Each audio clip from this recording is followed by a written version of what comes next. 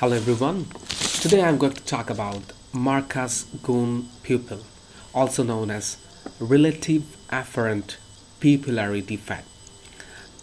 That's a spatial kind of reflex that you see whenever someone has damage to their optic nerve, especially diseases like mitral diseases like multiple sclerosis causing optic neuritis.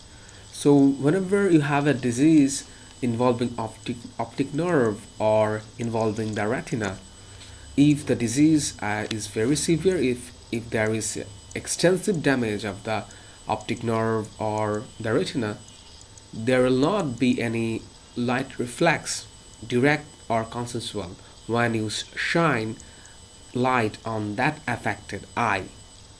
So there will not be any reflex at all.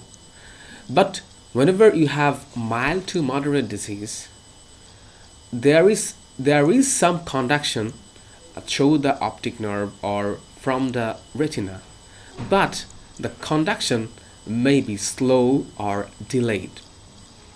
And in that situation, you see something called relative afferent pupillary defect or Marcus Gunn pupil.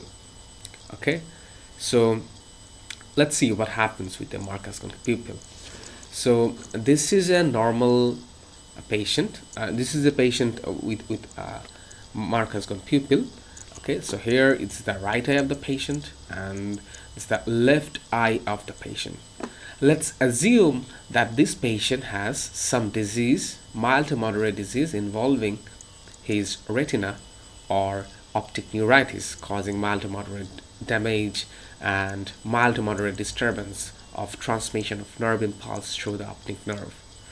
So what happens during we show the light on the left eye is there is direct and consensual right reflex causing constriction of the left eye and also the right eye, the constriction of the pupils. But when those pupils are constricted, we very rapidly change the light. So from the left eye, we swing the light to the right eye very rapidly.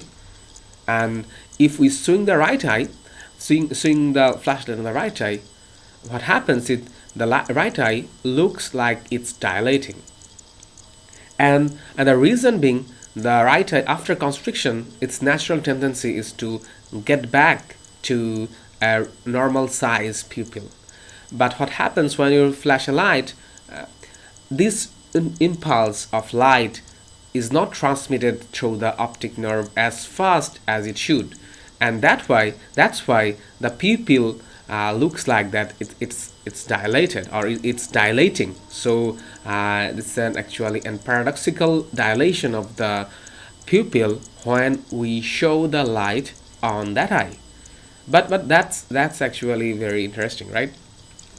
And what happens next if the pupil of the right eye is again the normal size, and if you shine light on that eye, now that pupil will show the direct and also the consensual right reflex. So what happened is during that very tiny period of time when the pupil of the right eye was constricted, and you swing the light very rapidly from left to the right eye, so that transmission of the nerve impulse from the right eye was slowed, and that's why there was actually no light reflex, leading to a paradoxical pupillary dilation, which is interesting, right?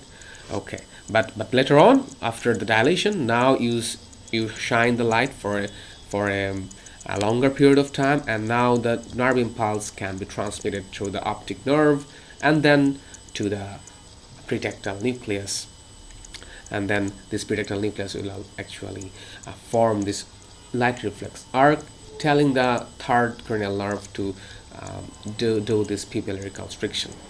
Okay, so lesion of the retina or lesion of the optic nerve causes a Marcus Gunn pupil on the same eye. So it's dilation of the pupil when you shine the light to that eye very rapidly and for a short duration of time. And there is another lesion that also can cause relative pupillary afferent defect or relative afferent pupillary defect.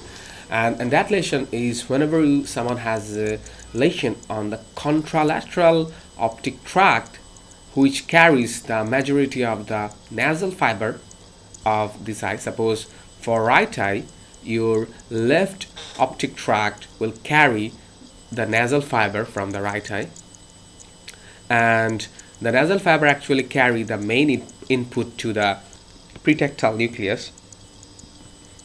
That is why if someone has a damage to the optic tract in the opposite side, that also can lead to a slowed conduction of that nerve impulse from the right eye to the pretectal nucleus, and this actually can lead to another relative afferent pupillary defect. So damage to the optic tract on the left side will cause a relative afferent pupillary defect or a Marcus Gunn pupil on the right side. Okay, so that's all from me today. Thanks all for watching my video.